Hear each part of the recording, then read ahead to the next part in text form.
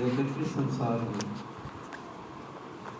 शास्त्रों के अनुसार भी भगवान के यही रूप है। वो प्रेम स्वरूप है, वो दया स्वरूप है, वो करुणा स्वरूप है,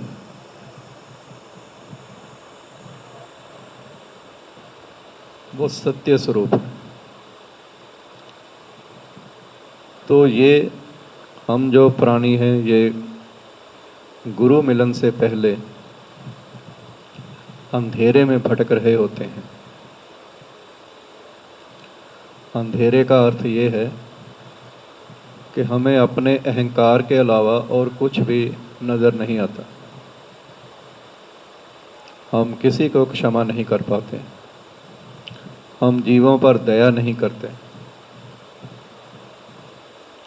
हम प्रेम नहीं करते, सत्य को तो हम जानते ही नहीं। तो जो अंधेरे से उजाले की ओर, प्रकाश की ओर ले जाए, उसे हम गुरु कहते हैं।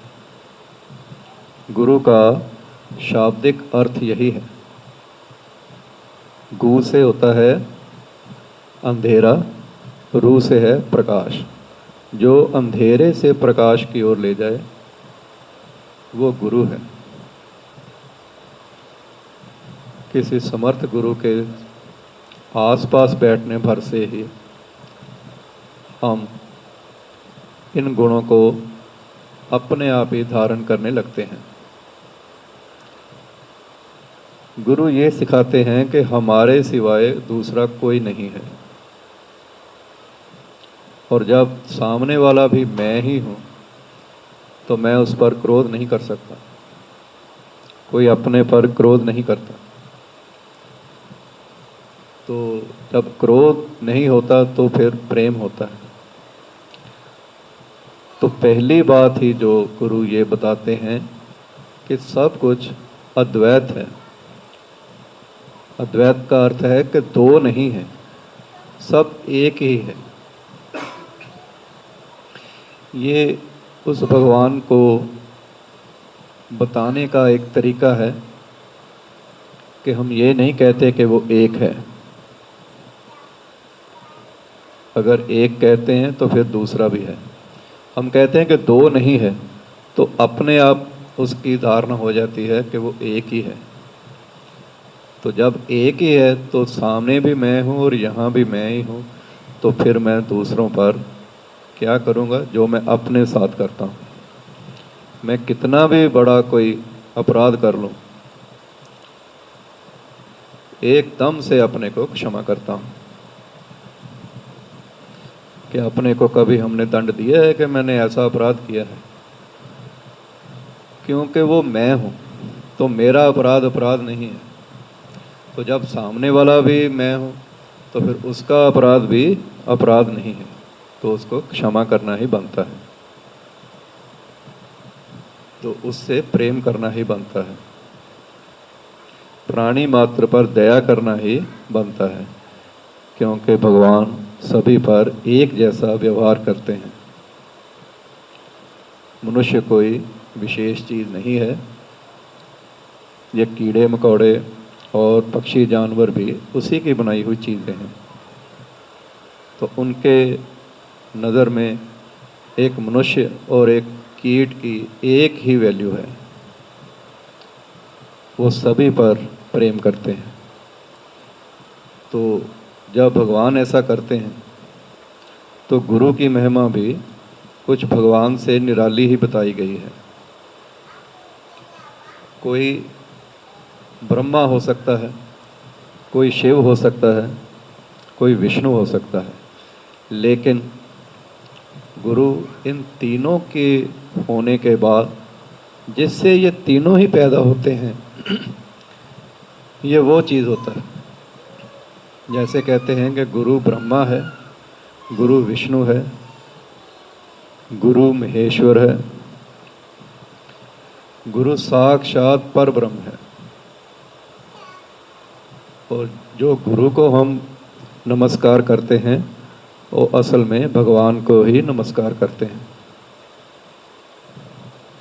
तो आखिर में जो गुरु देता है वो है सत्य। वो हमारा जीवन एकदम से परिवर्तित करता है और ये सभी गुण हम में भरता है। तब हमें सत्य के दर्शन होते हैं कि सत्य क्या है। सत्य क्या है? सत्य वो बेस है जिसके ऊपर ये सब कुछ उगता है। हमारे जन्म के साथ ही हमें प्रभु ये जरूर आज़ादी देते हैं कि जाओ अपने जीवन को ऊंचा करो।